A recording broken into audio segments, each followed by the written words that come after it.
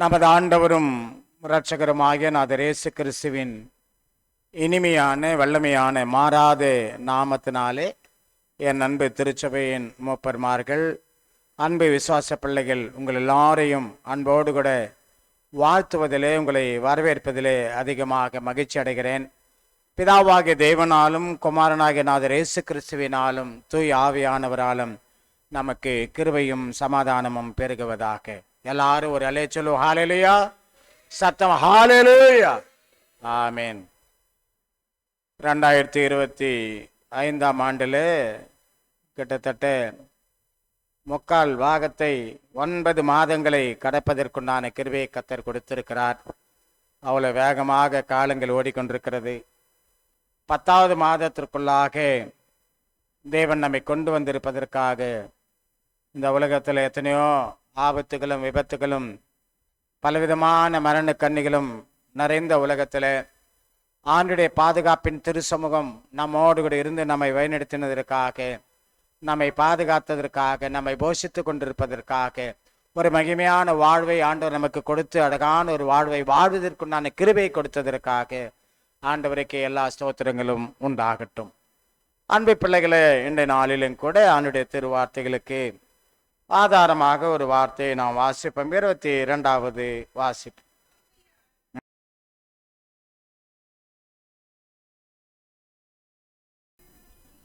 ஆபிரகாமை மீட்டு கொண்ட கர்த்தர் யாக்கோபின் வம்சத்தை குறித்து,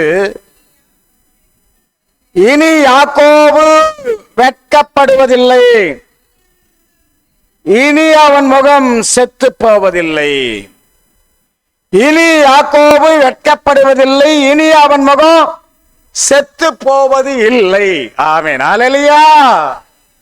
இதுல இந்த வார்த்தை கொஞ்சம் திருவிவிலியத்தில் வாசித்த பொழுது கொஞ்சம் இப்படி அழகான வார்த்தை வருகிறது. அவன் மானக்கேடு அடைவதில்லை, அவன் முகம் வெளிரி போவதில்லை அப்படின்னு கொடுத்திருக்காங்க. எப்படி? அவன் மானக்கேடு அடைவதில்லை, அப்புறம் அவன் முகம் வெளிரி போவதில்லை. சில நேரத்தில் இப்படி சொல்வார்கள், முகம் எப்படி செத்து போச்சு பாரு. எப்படி? அது என்ன விஷயம்? செத்து போச்சுன்னா செத்து போய் நிக்கிறா, முகமே செத்து போச்சு பாருன்ற சாவல. ஆனா என்ன சொல்றோம்? அப்படி சொல்லுகிறார்கள் எல்லாரும். என்ன அப்படின்னா, ஏதோ ஒரு நாணத்தின் காரியம், ஏதோ ஒரு வெட்கத்தின் காரியம், ஏதோ ஒரு நிந்தனையின் காரியம் அந்த மனிதன் செய்தபடினாலே அவன் முகத்திலே காணப்பட்ட மகிழ்ச்சியின் ரூபமானது அது வேற ஒரு ரூபமாக என்ன பண்ணப்படுகிறது? மாறுகிறது. அந்த முகத்துல ஒரு தெளிவில்லை, அந்த முகத்துல ஒரு சந்தோஷம் இல்லை, அந்த முகத்துல ஒரு கலை இல்லை. ஆக ஏதோ ஒரு காரியம் அந்த மறுபடிய முகத்தை என்ன பண்ணுதுங்க? மாற்றி. ஆனால் ஆண்டவர் சொல்றாரு, இனி யாக்கோபு என்ன பண்ணப்படுவதில்லை, இனி யாக்கோபு என்ன பண்ணதில்லை, வெட்கப்பட்டு அந்த மானக்கேடு வெட்கப்பட்டு போவதில்லை. அப்புறம் இனி அவன் முகம் செத்து போவது இல்லை. தேவ பிள்ளைகளை, அநேக காரியங்களில அநேக நேரங்களில நாம் ஆகவேதான் அதற்கு கொஞ்சம் முன்பதான திருவார்த்தையில 19வது வார்த்தையை வாசிங்க. சிறுமையானவர்கள் கர்த்தருக்குள் மகிழ்ந்து, மனுஷரில் எளிமையானவர்கள் இஸ்ரவேலின் பரிசுத்தருக்குள்ளாக களி கூறுவார்கள். ஆக தேவ பிள்ளைகளை, யாரெல்லாம் வாழ்க்கையில பலவிதமான சிறுமை நிமித்தமாக, பலவிதமான நாணக்கேட்டின் நிமித்தமாக, மானக்கேட்டின் நிமித்தமாக நம்முடைய வாழ்வானது கவலையிலே அல்லது சோர்விலே சமாதானம் கெட்டு சந்தோஷம் கெட்டு இருக்கிற நேரத்துல ஆண்டுடைய திருவார்த்தை நம்மை பார்த்து சொல்லுகிறது, அன்பு பிள்ளையே, யாக்கோபின் பிள்ளைகளே, யாக்கோபின் சந்ததியாரே, நீங்கள் இனி என்ன பண்ண மாட்டீங்க? மானக்கேடு அடைவதில்லை. சிறுமியானவர்கள் மகிழ்ச்சி கொள்வார்கள், அவர்கள் சந்தோஷப்படுவார்கள், அவர்கள் வாழ்வு ஒரு விசேஷித்த ஆசீர்வாதத்தின் வாழ்வுக்குள்ளாக, மகிழ்ச்சியின் வாழ்வுக்குள்ளாக, கிறிஸ்துவுக்குள்ளாக அவர்கள் மகிழ்ச்சி கொள்ளுகிற ஒரு காரியத்தை என்ன பண்ணுவேன்? நான் கொண்டு வருவேன். ஆமென். afflicted will be uplifted. ஆமென். ஹல்லேலூயா. என்னது afflicted அப்படின்னா நிந்தனைக்குள்ளானவர்கள், பலவிதமான அவமானத்திற்குள்ளானவர்கள், நெருக்கப்பட்டவர்கள், அப்படிப்பட்டவர்களை தேவன் என்ன பண்றாருங்க? உயரத்தில் வைத்து அவர் அடைந்த அவமானங்களை மறக்கும்படியாக, நிந்தனைகளை மறக்கும்படியாக, பாடுகளை மறக்கும்படியாக ஆண்டவர் ஒரு விசேஷித்த நன்மையின் காரியத்தை ஒவ்வொரு வாழ்விலும் கர்த்தர் செய்கிறவராக இருக்கிறார். ஆமென். அல்லேலூயா. வேதத்துல இப்படி நாம் வாசிக்கிறோம். ஒரு வசனத்தை வாசிங்க பார்ப்போம். ஆதியாகமம் 31 அதிகாரம் 42வது வசனம். ஆதியாகமம் 31:42 வாசிங்க.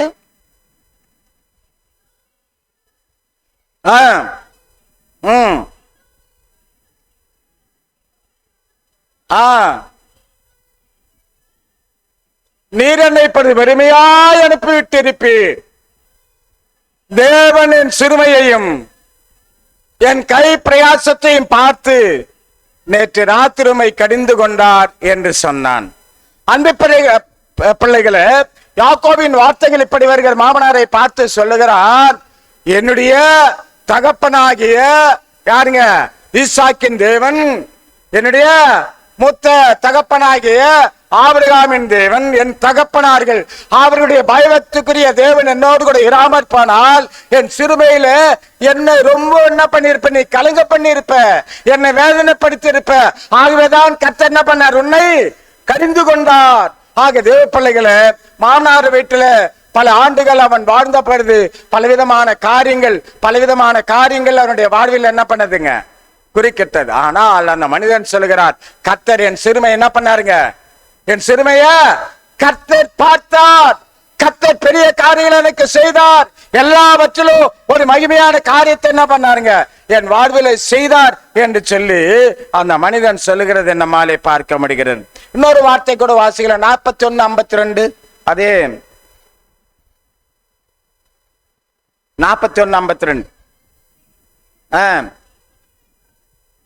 நான் சிறுமைப்பட்டிருந்த தேசத்துல தேவன் என்னை பலிக பண்ணினார் என்று சொல்லி இளையவனுக்கு எப்ராயிம் என்று பெயரிட்டான். தேவ பிள்ளைகளை, யோசேப்பின் காரியங்கள் நமக்கு நன்றாக தெரியும். அந்த மனிதன் அடியாக கொண்டு போகப்பட்ட இடத்துல, அந்த எகிப்துல சிறையில இருந்த அந்த இடத்துல, அவமானப்பட்ட இடத்துல, மானப்பட்ட இடத்துல, அடிமையா இருந்த இடத்துல, அடிமை அவன் அந்த இடத்துல. ஆனால் அந்த இடத்துல கர்த்தர் அவனை என்ன பண்ணாருங்க? ஒரு விசேஷ இடத்துல கர்த்தர் உயர்த்தி வைத்தார். அடிமையா இருந்த இடம், அடிமையாய் வந்த ஊருப்பா. அந்த ஊர் மாத்திரம் இல்ல, அந்த இடத்துல பல ஆண்டு ஜெயில இருந்தவன், சிறை கைதியா இருந்தவன்.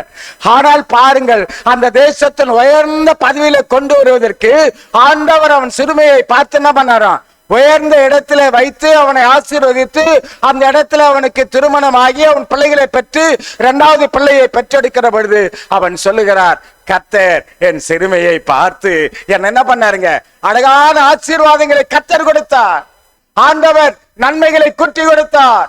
இந்த பிள்ளைக்கு எப்ராயிம் என்று நான் பண்றேன், 2வது பிள்ளைக்கு எப்ராயிம் என்று பெயரிட்டதாக வேதம் சொல்லுகிறது. ஆமென். அல்லேலூயா. கனி கொடுக்கிறவன், கனியை கொடுக்கிறவன் என்று அர்த்தம் கொள்ளும். இந்த எப்ராயிம் என்ற ஒரு காரியம் நார்தன் பகுதியில, அதாவது இஸ்ரவேலின் வடக்கு ராஜ்யத்துல விசேஷித்த பங்குள்ள ஒரு கோத்திரமாக இந்த எப்ராயிமை கர்த்தர் என்ன பண்ணாருங்க? கொண்டு வந்தார். யோசேப்பின் 2 பிள்ளைகளையும் கோத்திரத்தில் என்ன பண்ணிட்டாருங்க? 2 பிள்ளைகளை கர்த்தர் கொண்டு வந்தார். கரங்களை தட்டி நாம் தேவனை மகிமைப்படுத்துவோம்.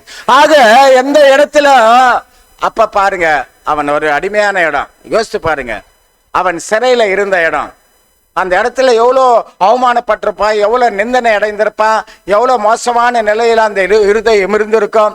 அவன் யோசித்து அதிகமான காலங்களை கண்ணீரோடு கூட சிறையில இருக்கிற பொழுதும் சரி, அடிமைதானத்துல இருக்கிற பொழுதும் சரி, அந்த பத்திபார் வீட்டுல இருக்கிற பொழுதும் சரி, இப்படிப்பட்ட காரியங்கள் எல்லாம் நினைத்து பார்க்கிற பொழுது ஆண்டவர் அந்த மனிதனை ஒரு உயர்வான இடத்துல கொண்டு போய் வைக்கும்படியாக இந்த விதமான பாதையில அந்த மனிதன் என்ன பண்ணாருங்க?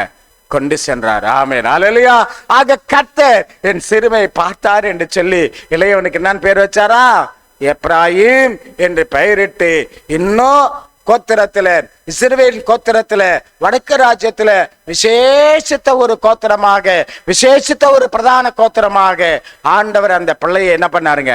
ஆசீர்வதித்தார். எந்த இடம்?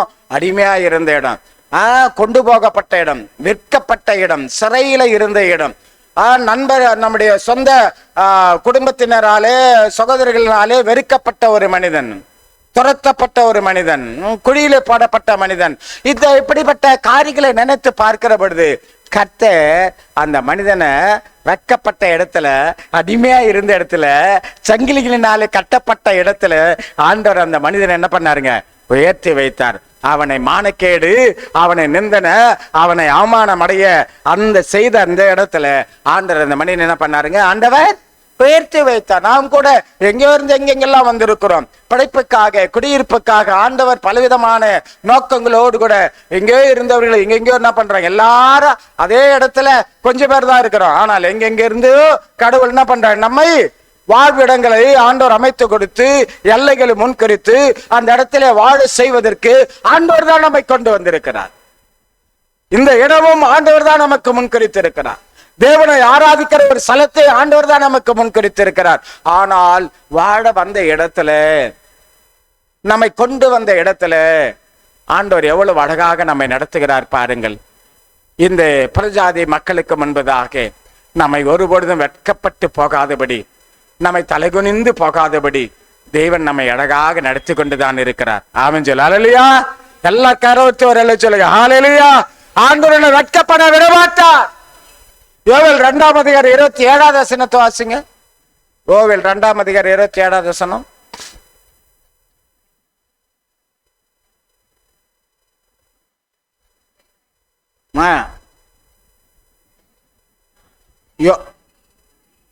நான் இஸ்ரவேலின் நடுவில் இருக்கிறவர் என்றும், நானே உங்கள் தேவனாகிய கர்த்தர், வேறொரு இல்லை என்றும் அறிந்து கொள்வீர்கள்.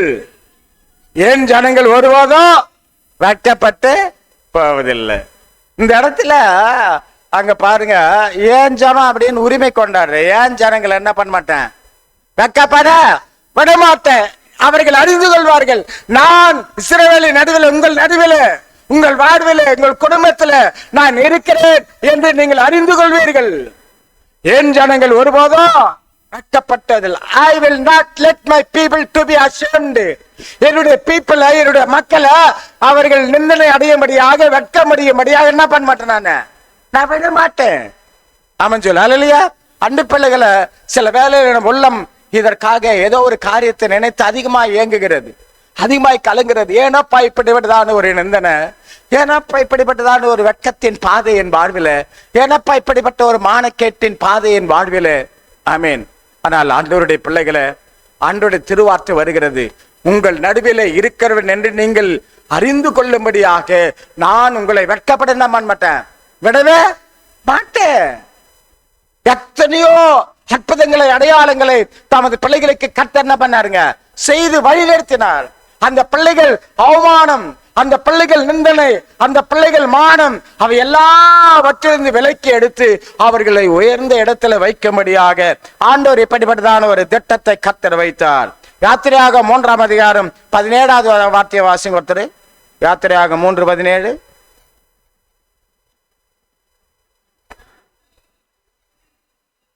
எகிப்தின் சிறுமையில் இருந்து நீக்கி பாலும் தேனும் ஓடுகிற தேசமாகிய, ஆமென், ஏத்தியர், எமோரியர், பெரிசியர், ஏவியர், எபேசியருடைய தேசத்துக்கு கொண்டு போவேன் என்று சொன்னேன் என்றார். என்று சொல்லு, போய் சொல்லுப்பா.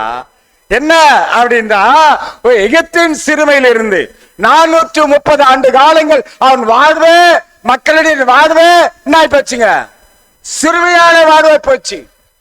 ஒரு அவமான வாழ்வு, ஒரு நிந்தனையான வாழ்வு. பாருங்கள், ஆண்டவர் அந்த நிந்தைக்கு, அந்த அவமானத்திற்கு, அந்த பாடுக்கு, அந்த அலைச்சலுக்கு, அந்த கண்ணீருக்கு, அந்த உபத்திரவத்திற்கு ஆண்டவர் கொடுக்கிற அழகான ஒரு ஆசீர்வாதத்தின் பாதை என்ன தெரியுமா? அதோ உங்களுக்காக அந்த ஜாதிகள் பெயரெல்லாம் சொல்லி அந்த ஜாதிகளின் சுதந்திரத்தை நீங்கள் சுதந்திரித்துக் கொள்வீர்கள். அந்த பாலும் தேனும் ஓடுகிற தேசம்தான் உங்களுக்கு நான் கொடுக்கிற விசேஷத்தை. நிந்தைக்குண்டான ஒரு பரிசு, அவமானத்திற்குண்டான ஒரு பரிசு, அவமானம் மாத்திரம் இல்ல, பலவிதமான நொறுங்குதலுக்குண்டான பரிசு. ஆமென். என்னங்க அது? அற்புதமான ஒரு கானான். ஆமென் சொல்லு அல்லேலூயா. அந்த கானானுங்களை வச்சிருக்கிற எல்லாரும் போங்க, அந்த ஜாதிகள் எல்லாத்தையும் துரைச்சி அடித்து அவர்களுக்கு நான் ஆசீர்வாதத்தை நீங்கள் சுதந்திரித்துக் கொள்ளும்படி உங்களுக்கு நான் கொடுப்பேன். ஆமென் அல்லேலூயா. ஆமென் சொல்லு அல்லேலூயா. அன்பு பிள்ளைகளே, ஆண்டவர் இப்படிதான் ஒரு மகிமையான ஆசீர்வாதங்களை நமக்கு கொடுக்கிறார். நாம் எந்த இடத்துல இருந்தாலும் தேவன் நம்மோடு கூட இருக்கிறார் என்பதை மறந்து கூடாது. நாம் ஒரு விசேஷித்த பிள்ளைகளாக குடியிருக்கிற இடத்துல தேவன் நம்மை வைத்திருக்கிறார். நம்மை சுற்றி ஏதோ ஒரு மிகப்பெரிய ஒரு ஆசீர்வாதத்தின் சமூகம், தேவ பிரசன்னம் நம்மோடு கூட இருக்கிறது. ஆமென் அல்லேலூயா. ஆக தேவ பிள்ளைகளை, இந்த 430 ஆண்டுகளுக்குண்டான ஒரு ஆசீர்வாதத்தின் காரியம், கானான் என்ற காரியத்தை சுதந்திரிப்பதற்கு ஆண்டவர் என்ன பண்றார்? அவர்களை அழகாக வழிநடத்துகிறார். அற்புதம், அற்புதமான ஒரு தேவ திட்டம் நம்முடைய வாழ்விலும் அற்புதமான ஒரு தேவ திட்டம் இருக்கிறது பிள்ளைகளே. God has a special plan for you, for each and every one of us. நம் ஒவ்வொருவருக்கு தேவன் ஏதோ ஒரு விசேஷித்த திட்டத்தை வைத்திருக்கிறார். அதை நோக்கிதான் நாம் அமர்ந்து கொண்டு இருக்கிறோம். ஒவ்வொரு திட்டத்திலும், ஒவ்வொரு பாதையிலும், ஒவ்வொரு பார்வையிலும், ஒவ்வொரு ஸ்டெப்பிலும் தேவ மகிமை, தேவ பிரசன்னம், தேவ வழிநடத்துதல், தேவ திட்டம் நிறைவேறி கொண்டிருக்கிறது. அதை நீங்கள் மறந்து விட வேண்டாம். அதே உபாகமம் 8ஆம் அதிகாரத்துல அழகான ஒரு வார்த்தை வரும். அந்த வசனத்தை நீங்க வாசிங்க பாப்பேன். 8ஆம் அதிகாரம் 3வது வசனம்.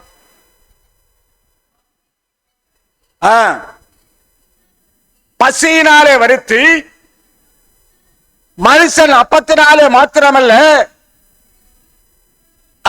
அவர் வாயிலிருந்து புறப்படுகிற ஒவ்வொரு வார்த்தையினாலும் பிழைப்பான் என்பதை உனக்கு உணர்த்தும்படிக்கு நீயோ உன் பிதாக்களும் அறியாதிருந்த மன்னாவினாலே உன்னை போஷித்தார்.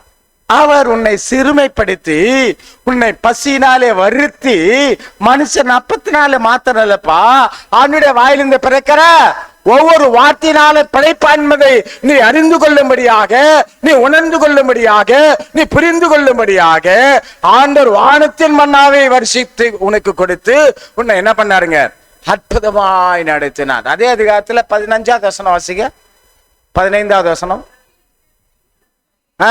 உனது பின்னாட்களிலே, வார்த்தை பாருங்க, உனது பின்னாட்களிலே உனக்கு நன்மை செய்யும் பொருட்டு உன்னை சிறுமைப்படுத்தி, உன்னை சோதித்து, கொள்ளிவாய் சர்ப்பங்களுக்கும் தேள்களுக்கும் தண்ணீர் இல்லாத வறட்சியுள்ள பயங்கரமான பெரிய வனாந்தர வழியாக உன்னை அழைத்து வந்தவரும், உனக்காக பாறையான கல்மலையில் இருந்து தண்ணீர் புறப்பட பண்ணினவரும் அந்த தேவன்.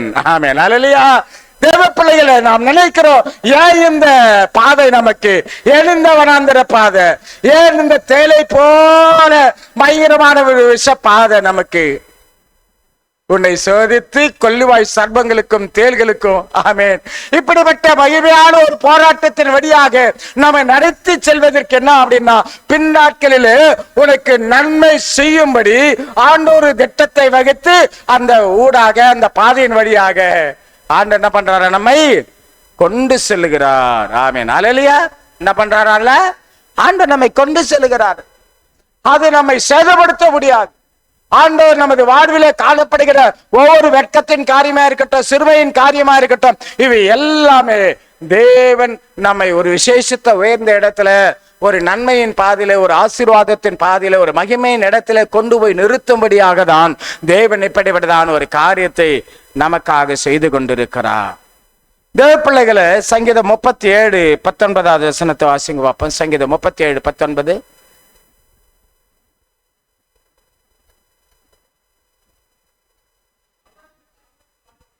அவர்கள் ஆபத்து காலத்துல வெட்கப்பட்டு போகாதிருந்து, ஆமென், ஆமென் அல்லேலூயா. அவர்கள் ஆபத்து காலத்துல வெட்கப்பட்டு போகாதிருந்து பஞ்ச காலத்துல திருப்தி அடைவார்கள். ஆமென். பஞ்ச காலத்துல திருப்தி, எந்த காலத்துல? அவர்கள் ஆபத்து காலத்துல வெட்கப்பட்டு போகாமல் இருந்து பஞ்ச காலத்துல என்ன பண்ணுவாங்களாம்? திருப்தி. அன்பு பிள்ளைகளை, ஆண்டவர் நம்ம வெட்கப்பட விட மாட்டார். எத்தனை பேர் விசுவாசிக்கிறீங்க? நம்மளை வெட்கப்பட விட மாட்டார். ஆண்டவர் சொல்றார், என்ன சொல்றார்? நீ மானக்கேடு அடைவதில்லை, நீ வெட்கப்பட்டு போவதில்லை, உன் முகம் வெளிரி போவதில்லை, உன் முகம் செத்து போவதில்லை. அப்படின்னா என்ன அர்த்தம்? உன் முகம் பிரகாசமா தான் இருக்கும். ஆமென் சொல்ல இல்லையா? என் முகம் பிரகாசமா தான் இருக்கும் சொல்லுங்க பாப்போம். ஆமென். ஏன்னா சிலருக்கு ஏதோ ஒரு சில சூழ்நிலை வந்து பண்ண அழகான அந்த சிரிப்பு முகம் என்ன ஆயிப்போதுங்க, கொஞ்சம் சில கேப்பெல்லாம் முகமே வாடி போய் கிடக்குது, முகமே வாடி போய் கிடக்குது அப்படின்னு பேசுறதில்ல. சில நேரத்துல முகமே எப்படி இருக்குதுங்க, வித்தியாசமாக இருக்கிறது அல்லவா? அந்த சோகத்தின் காரியங்கள், கவலையின் காரியங்கள், ஏதோ ஒரு பயத்தின் காரியங்கள் எல்லாம் இருக்கிறதான உள்ளத்தில் ஏதோ ஒரு காரியம் அதனுடைய முக ரூபத்தை என்ன பண்ணிடுதுங்க, மாற்றி காட்டுகிறது. நம்ம என்னத்தை அடிக்க வச்சாலும் சம்டைம்ஸ் அது வெளியே என்ன பண்ணிடுதுங்க, அது காட்டு எக்ஸிபிட் ஆயிடுது. ஆமென் ஹல்லேலூயா. ஆமென் சொல்லு ஹல்லேலூயா. ஆனா ஆண்டவர் சொல்றார், அன்பு பிள்ளைகளே, ஆபத்து காலத்தை என் பிள்ளைகள் என்ன பண்ண மாட்டாங்க, பஞ்ச காலத்துல கூட சரி வெக்கப்படாமல் இருந்து பஞ்ச காலத்துல கூட அவர்களை திருப்தியாய் ஆண்டவர் நடத்துவார். ஆமென். சில பாதைகள் மூடப்பட்டிருக்கலாம், சில டோர்ஸ் எல்லாம் க்ளோஸ் ஆயிருக்கலாம், ஆனா அதன் மத்தியில ஆண்டவர் நம்மை எப்படி நடத்துறாரா, அற்புதமாய் நடத்துகிறார். என் பிள்ளைகள் என்ன பண்ண மாட்டார் ஆண்டவர். பல இடத்துல ஆண்டு சொல்ற வார்த்தை என் பிள்ளை என் பிள்ளை என் பிள்ளைன்றார். நீங்க தான் என் ஆண்டவர் என் ஆண்டவர் என் ஆண்டவர் நீங்க சொல்லணும்.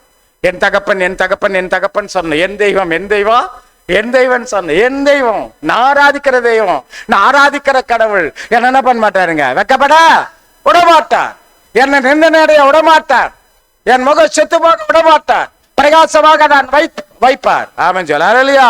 இது தாவீதின் வார்த்தைகள் அவ்வளவு அழகாக, அவன் வாழ்க்கையில அப்படிதான் ஆண்டவர் மகிமையாக அந்த மனிதனை உயர்த்தினார். ஆமென் சொல்ல ஹல்லேலூயா. ஆக கர்த்தருடைய பிள்ளைகளை இன்னொரு வார்த்தை கூட வாசிங்க. அதே சங்கீதம் 25ஆம் அதிகாரம் 2வது வசனம் 3வது வசனம் 2-3 வாசிங்க. என் தேவனே உம்மை நம்பி இருக்கிறேன்,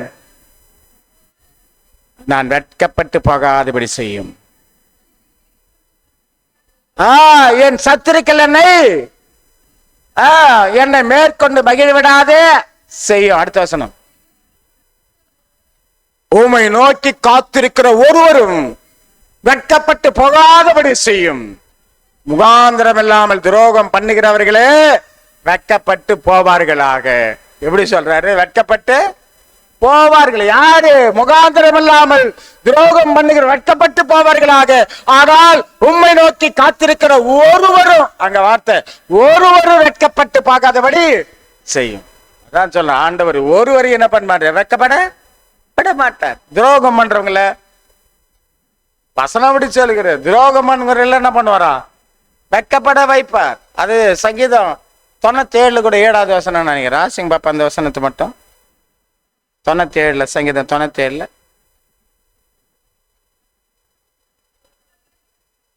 கரெக்ட். வெட்கப்பட்டு போவார்களாக. யாரு? அது விளக்க தேவையில்லை.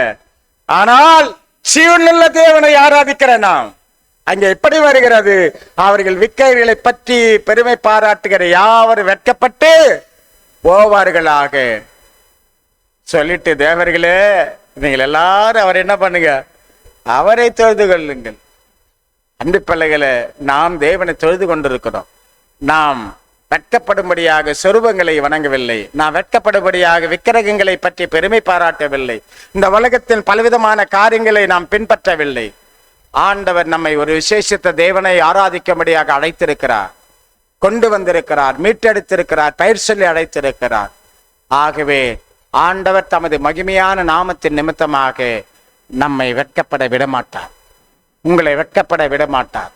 உங்கள் முகம் வெளிரி போவதில்லை, உங்கள் முகம் செத்து போவதில்லை. எந்த நிந்தனையா இருக்கட்டும், எந்த சிறுமையா இருக்கட்டும், எந்த வெட்கமா இருக்கட்டும், அதன் மத்தியிலே தேவன் உன்னோடு கூட இருந்து நான் உங்களோடு கூட இருக்கிறேன் என்று நீங்கள் அறிந்து கொள்ளும்படியாக என் ஜனங்களை நான் வெட்கப்பட விடமாட்டேன். We will experience the presence of God each and every minute in our life. நம்மை ஆண்டவர் தப்பிவித்து அழகான பாதையிலே வழிநடத்தி ஆண்டவர் சொன்ன வண்ணமாக அந்த கானான் ஆசீர்வாதத்தின் காரியம் பின் நாட்களிலே நமக்கு நன்மை செய்யும்படியாக இந்த சிறுமையின், இந்த வெட்கத்தின், இந்த அவமானத்தின் பாதையிலே, ஏதோ ஒரு உபத்திரவத்தின் பாதையிலே நாம் இருக்கலாம். ஆனால் கர்த்தர் சொல்லுகிறார், இனி நீ வெட்கப்பட்டு போவதில்லை, இனி நீ நாணக்கேடு அடைவதில்லை, இனி உன் முகம் வெளிரி போவதில்லை. கண்களை மூடுவோம், கண்களை மூடி நாம் செபிக்கலாம். எல்லாரும் ஸ்தோத்திரம் பண்ணுங்க. அப்பா, உமக்கு நன்றி ஆண்டவரே. நீர் கொடுத்த இந்த திருவார்த்தைகளுக்காக உமக்கு ஸ்தோத்திரம் அப்பா. உமக்கு ஸ்தோத்திரம் ஆண்டவரே, உமக்கு ஸ்தோத்திரம் என்று சொல்லி தேவநாமத்தை நாம் மகிமைப்படுத்துவோம். ஜெபிக்கலாம்.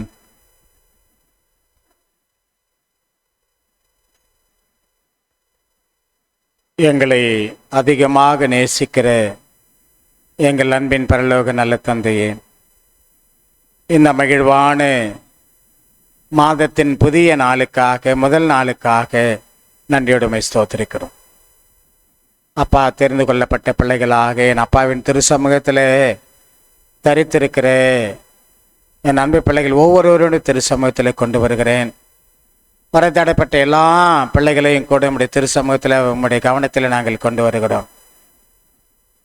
எல்லோரையோடு கூட தேவ கிருபை, எல்லோரோடு கூட தேவ ஆசீர்வாதம், எல்லோரோடு கூட தேவ பாதுகாப்பு நிறைந்து என் பிள்ளைகளை வருகிற நாள் முழுவதுமாக என் பிள்ளைகளை வழிநடத்தும்படி உடைய மேலான பாதுகாப்பின் கவனத்திற்குள்ளாக அடியேன் ஒவ்வொருவரையும் பேர் பேராக சிறு பிள்ளைகள் முதற்கொண்டு பெரியவர்கள் வரைக்கும் எல்லாரையும் அப்பா உடைய பாதத்தில் அடியேன் கொண்டு வருகிறேன். இந்த நாளிலே நீர் எங்களுக்கு கற்றுக் கொடுத்த, எங்களுக்கு வாக்கு கொடுத்த, ஆபிரகாமை மீட்டு கொண்ட கர்த்தர் யாக்கோபின் வம்சத்தை குறித்து இனி யாக்கோபு வெட்கப்படுவதில்லை, இனி அவன் முகம் செத்து போவதில்லை, இனி அவன் முகம் செத்து போவதில்லை. ஆமாப்பா, எங்கள் வாழ்விலே நாங்கள் வெட்கப்பட்டு போகாதபடி, தலைகுனிந்து நிற்காதபடி, நாணம் அடையாதபடி என் பிள்ளைகள் எந்தெந்த வாழ்வில் எந்தெந்த காரியங்களுக்காக காத்து கொண்டிருக்கிறார்களோ, எந்த காரியங்கள் பிள்ளைகள் வாழ்வில தேவையா இருக்கிறதோ அந்த தேவையில கர்த்தர் அற்புதங்களை செய்து, அதிசயங்களை செய்து, வழிகளை ஆண்டவரை தடைக்கற்கள் எல்லாவற்றையும் மாற்றி ஒரு விசேஷத்தை ஆண்டவரே இஸ்ரவேலின் ஜனங்களுக்கு, அவருடைய நிந்தைகளுக்கு, அவருடைய பாடுகளுக்கு, உபத்திரவங்களுக்கு, அடிமைதனத்திற்கு பரிசாக தேவன் மகா பெரிய ஒரு அழகான ஆசீர்வாதம் நிறைந்த பாலம் தேன ஓடுகிற கானான் தேசத்தை முன்கரித்து கொண்டு சென்றது போல என் பிள்ளைகளை என் கர்த்தர் கொண்டு செல்லும்படியாக ஆசீர்வாதத்தின் வழியில, ஒரு மகிமையான சந்தோஷத்தின் சமாதானத்தின் வழியில என் பிள்ளைகளை கர்த்தர் கொண்டு செல்லும்படியாக உடைய கருத்தில் ஒப்பு கொடுக்கிற ராஜா. ஆண்டவரே, எங்கள் வாழ்வின் பிரயாணத்தில் குறுக்கிடுகிற எல்லா விதமான பாடுகளையும், பிரச்சனைகளையும், போராட்டங்களையும், பலவீனங்களையும், சோர்வுகளையும் எல்லாவற்றிலிருந்து நாங்கள் விடுதலை பெறுவதற்கு தேவ பலன் ஆண்டவரை எங்கள் வாழ்வில விளங்கத்தக்கதாக உடைய கரத்துல எங்களை தாழ்த்தி ஒப்பு கொடுக்கிறோம். கர்த்தர் வழிநடத்துங்கப்பா, ஆசீர்வதிங்க ராஜா. பலவீனமாய் இருக்கிற பிள்ளைகள், சோர்வாய் இருக்கிற பிள்ளைகள் ஆண்டவரே அநேக பெயர்கள் உண்டு ராஜா. எத்தனையோ விதமான ஆண்டவரை எங்கள் விசுவாச பிள்ளைகள் கூட அநேகர் ஆண்டவரே பலவிதமான போராட்டத்தில் இருக்கிறாங்க. அதிலிருந்து என் பிள்ளைகளை கர்த்தர் விடுதலையாக்கும்படியாக ஆண்டுடைய கரம் அந்த பிள்ளைகளை சுகப்படுத்தும்படியாக நாங்கள் செபிக்கிறோம். அப்பா, மருத்துவமனையில் இருக்கிறவர்கள் எல்லாரையும் நாங்கள் நினைக்கிறோம். என் அன்பு பிள்ளைகள், எங்கள் உறவுகள் எல்லாம் இருக்கிறது, அவர்கள் எல்லாரையும் கூட கர்த்தர் தாமே பலப்படுத்தி சுகப்படுத்தி ஸ்திரப்படுத்தும்படியாக நாங்கள் செபிக்கிறோம். தொடர்ந்து இந்த மாதம் முழுவதுமாக என் பிள்ளையுடைய போக்கையும் வரத்தையும் கர்த்தர் ஆசீர்வதிங்க. அவரின் கையின் பிரயாசங்களை ஆசீர்வதிங்க, வியாபாரங்களை ஆசீர்வதிங்க. பிள்ளைகளின் ஒவ்வொரு வேலைகள் மத்தியிலும் அவருடைய கிருபை இருக்கட்டும், எல்லாவற்றிலும் தெய்வ தயவு காணப்படட்டும். பிள்ளைகள் மத்தியிலே, படிப்பிலே, எல்லாவற்றிலும் தயவு காணப்படட்டும். தெய்வ சமாதானத்தோடு கூட எங்கள் பிள்ளைகள் போக கர்த்தர் கிருபை செய்வீராக. பிதா சுதன் தூய ஆவி நாமத்தினாலே செபிக்கிறோம் நல்ல தகப்பனே, ஆமேன்.